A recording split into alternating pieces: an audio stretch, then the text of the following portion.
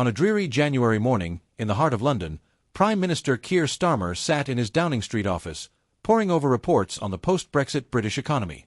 Uncertainty was palpable.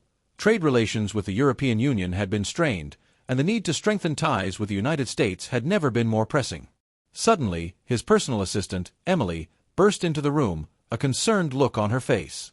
"Prime Minister, a call from the White House just came through. President Trump wishes to speak with you," she informed. Starmer nodded, taking a deep breath before replying, "Put him through, Emily. It's time to tackle this head-on." Moments later, the familiar voice of President Trump echoed through the phone. "Keir, it's a pleasure to speak with you.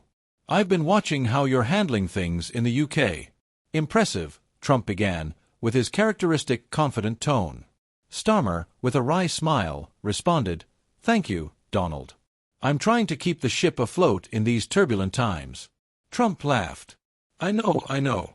Listen, I've been thinking about how we can strengthen our relationship. What do you think about a trade deal between our countries? Something that benefits both of us." Starmer, cautious yet intrigued, replied, "That sounds promising. But we must ensure any deal is mutually beneficial and doesn't jeopardize our relationship with the European Union." Trump, undeterred, countered, "Don't worry about the EU. They're too busy with their own problems. This is the perfect moment for the UK and the US to join forces like never before." Starmer, recognizing the opportunity, nodded. "I see.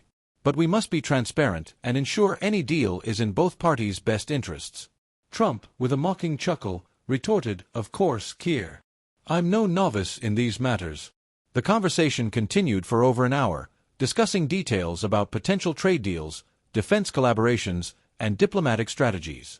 By the end of the call, both leaders agreed to meet in person in the near future to finalize the terms of their collaboration. Meanwhile, back in the British Parliament, the opposition was quick to react. Labour MP Emily Thornberry, known for her critical stance on Trump's policies, expressed her concern. "It is alarming that the Prime Minister is so willing to subjugate the UK's interests to the demands of an unpredictable president. We need a strategy that protects our values and our economy." On the other hand, Conservative MP and former Defence Secretary Tobias Ellwood expressed skepticism. "While it's crucial to maintain a strong relationship with the United States, we must be cautious. We can't let Washington dictate our foreign policies." In the corridors of Westminster, rumors began to swirl about the potential concessions the UK might make in areas such as agriculture and environmental regulations. Some feared that Trump's pressure could lead the country to accept lower standards on products like chlorinated chicken and hormone-treated beef, practices that had previously been rejected by the UK. Meanwhile, in Washington, Trump's team was equally divided. Some advisers saw the opportunity to forge a trade deal that would benefit the United States, while others warned about the risks of alienating America's traditional allies. "We can't let the UK dictate the terms," one senior White House official said, speaking on condition of anonymity. "But we can't afford to lose them as a strategic ally either." As the weeks passed, the discussions between the two leaders intensified. Starmer, aware of the need to secure a deal that benefited his country, was open to negotiations on key issues. However, he insisted that any agreement must respect British standards and not compromise the UK's sovereignty. In a meeting at Buckingham Palace, where both leaders met face-to-face, the conversation was direct. "Keir, you know that the United States is ready to offer you a deal that could revitalize the UK's economy," Trump said, with an intense gaze. Starmer, maintaining his composure, responded, "Donald, I'm willing to listen. But we must ensure that any deal is fair and benefits both countries equally." The meeting concluded without a definitive agreement, but with a promise to continue negotiations.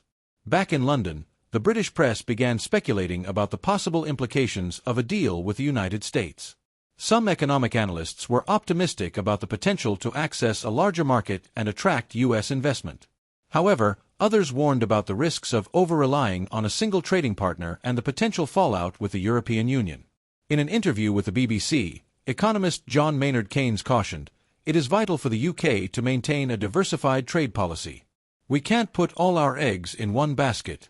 Meanwhile, on the streets of London, citizens debated the potential consequences of a deal with the US. Some saw the opportunity to boost the economy and create new jobs, while others feared the UK would give up too much on sensitive issues like healthcare and the environment. "I don't want our health standards compromised by a trade deal," said Sarah, a 45-year-old resident. "But I also want my country to thrive." As the negotiations progressed, pressure mounted on the British government. Political opponents ramped up their criticisms, accusing Starmer of being too accommodating to Trump and not defending national interests strongly enough. In a session in Parliament, Liberal Democrat leader Ed Davey voiced his concerns. "We are witnessing total submission to the demands of a president who has no regard for our values. Where is the defense of our standards and sovereignty?" However, Starmer remained firm. "We are negotiating from a position of strength," he asserted at a press conference. "Our goal is to secure a deal that benefits all Brits and respects our core principles." Finally, after months of intense negotiations, the UK and the United States announced a historic trade deal. The news was met with a mixture of relief and skepticism from both sides of the political spectrum. While the government hailed the deal as a triumph for British diplomacy, the opposition continued to voice concerns about its long-term implications for the UK's future relationships, both within Europe and on the global stage.